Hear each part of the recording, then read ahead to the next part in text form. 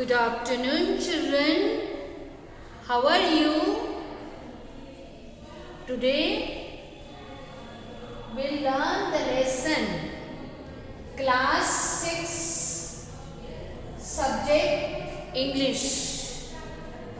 Class 6 Subject English. I am Sister Alta, Catholic Mission High School, Secondary, Jhabua. Student, today we learn the lesson 8. The elephant. The elephant means hathi. The elephant, the poem has written by Herbert Eckford. This poem has written Herbert Eckford.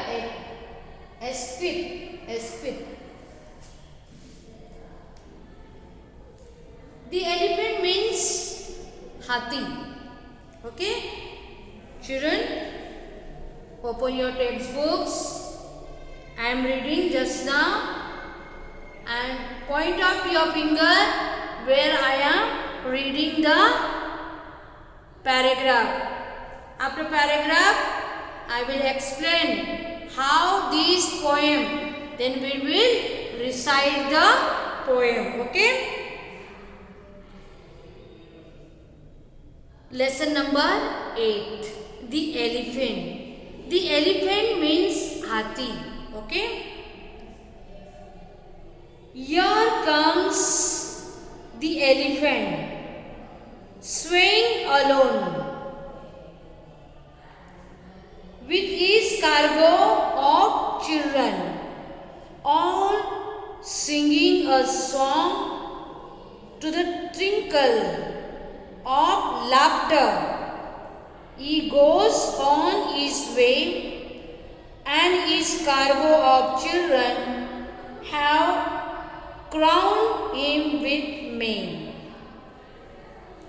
Understood what paragraph I read? यहाँ झूमती हुआ हाथी बच्चों के समूह अपने ऊपर लादे आ रहा था। सभी बालक क्या कर रहे थे?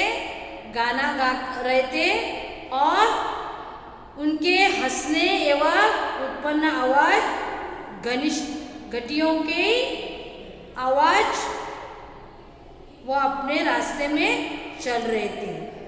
यहाँ पर क्या है? एक हाथी झूमती हाथी के सवारी पर बच्चे बैठ के अपनी गाना हौस मच कर हाथी की सवारी कर रहे थे। ओके, और रास्ते में चल रहे थे और ऊपर लादे हुए बच्चे ने नामक फूलों से उस पर मुकुट लगा दिया था। हाथी के ऊपर बच्चे सवारी करते थे, बहुत हंसी मजा से नाच गाने से हाथी के ऊपर बैठ के सवार कर रहे थे और हाथी के सिर में फूल का मुकुट पहना था और बहुत सुंदर ऐसा लग रहा था और बच्चों को बहुत हंसी मजा आ रही थी। इस पैराग्राफ में वापस हम रीड करेंगे कि here comes the elephant. Here comes the elephant. Elephant बहुत मजे से झूमते आ रहा है। swing alone, अकेला आया था।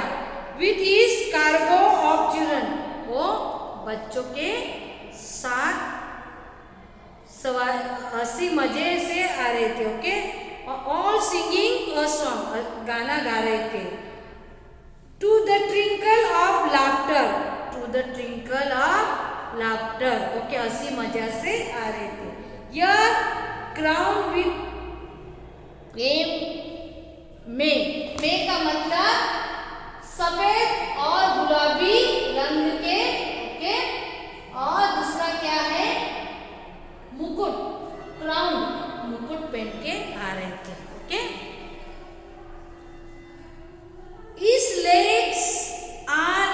leather. His legs are leather and pounded his toes. Okay? उसके पैरों पर चमड़ा था और उसके पैरों पे भी क्या था? गद्दे थे। उसके क्या था? लेदर के उसके पैरों पे लेदर थे और लेदर के शूज थे। And the pounder is toes, इसके क्या के गद्दे थे। Okay, he can root up an oak tree.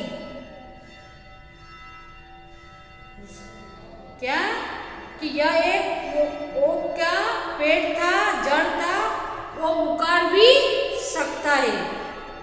He can root up an oak with the whisk of his nose. क्या कि वह अपनी हिलती हुई सूंड से क्या करता था? गतिमान से नाक के सहारे अपनी हिलती हुई क्या है? गति नाक से सहारे अपनी गतिमान नाक से सहारे अपनी हिलती हुई सूंड से और हड्डियों में मोड़ सकता है। एक घर को भी घर कर सकता है। Okay, and a turn of his chin. Chin लिख के दिया मैंने। चिन का मतलब क्या होता है? चिन का टुकड़े, चिन की टुकड़े। Okay, he can pull down a house, वो घर भी तोड़ सकता है। और pick up a pin, और pick up और pin। ओके, दूसरा, beneath is grey forehead। beneath अपने गुस्से से माथे के नीचे छोटी आंखें देख रहा है। Beneath his grey forehead a little eye peers of what he is thinking between those white ears। अपने गुस्से से माथे के नीचे छोटी सी आंखें देख रहा है। वो क्या सोच रहा है अपने उन बड़े बड़े कानों के बीच में? देखो, ये पोएम इतनी छोटी सी है, बट इसके लिए इतनी मीनिंग है। हर्बर्ट एस्क्विथ ने इसके बारे में दी एलिफेंट हाथी के बारे में ये पोएम लिखा कि इसका छोटी सी ये है कि हाथी एक गांव में आया, बच्चों ने उनके ऊपर सवारी करा। बच्चे खूब नाच गाने से खुशी हो रही थी। उनके हाथी के ऊपर उनके लेदर के शूज और गद्दे, पैर के गद्दे पहने थे उसके लिए। और वो ओक की ट्री है, बड़ी ओक की ट्री होती है, उसको भी जड़ से उखाड़ दे सकता है, घर को भी ध्वस्त कर सकता है। और दूसरी बात है कि इधर दिया है, beneath is grey forehead a little eyes pierce। इसका मतलब अपने गुस्से से माथे के नीचे छोटी सी आंखें देख रहा था। और what is thinking, और क्या सोच रहा था। Okay, between those white ears, अपने उन बड़े बड़े कानों से देख रहा था। देखो, अब जस्ट थिंक करो, सोचो कि अपने हाथी को देखा है और हाथी को देखा है और हाथी पर अगर हम सवारी करेंगे, कितना हाथी मजा आती है के ऊपर उसके सवारी करने से। और और गांव में पहली बार बच्चों ने देखा तो भी बच्चों को बहुत खुशी होती है। तो बच्चे अलोन मीन्स साथ साथ, बीनीथ नीचे, बिटवीन बीच में, कार्गो जहाज पर लादा हुआ सामान, और चिन गुड्डी गुड्डी, और कान में मुकुट पहचाना, फोरहेड माथे, ग्रे गुस्सर, लाफ्टर हंसी, लेदर लेदर में चमड़ा, रूट ऑफ जड़ से उखाड़ना, रूट ऑफ जड़ से में सफेद और गुलाबी रंग, और वो एक पेड़, पोडेड गद्दी पर, पोडेड का मतलब गद्दी, उसके पोडेड पर, पोडेड मीन्स गद्दी, और पियर्स थकना, पियर्स में थकना, पुल डाउन नीचे गिराना, वो पेड़ को जड़ से भी नीचे कर सकता है और हाउस को भी नीचे कर सकता है, घर को भी नीचे कर सकता है। तो आइए बच्चे हम वापस ये पोएम रिसाइट करेंगे। Please put your finger when I am reading, you have two finger your point of your finger, okay. Lesson number 8, the elephant. Here comes the elephant, swinging along with his cargo of children, all singing a song to the tinkle of laughter. He goes on his way and his cargo of children gave crown him with mane. His legs are in leather and pounded his toes. Toes को क्या डाले, क्या leather के shoe डाले थे, okay. He can root up an oak tree. He can क्या है, He can root up an oak tree.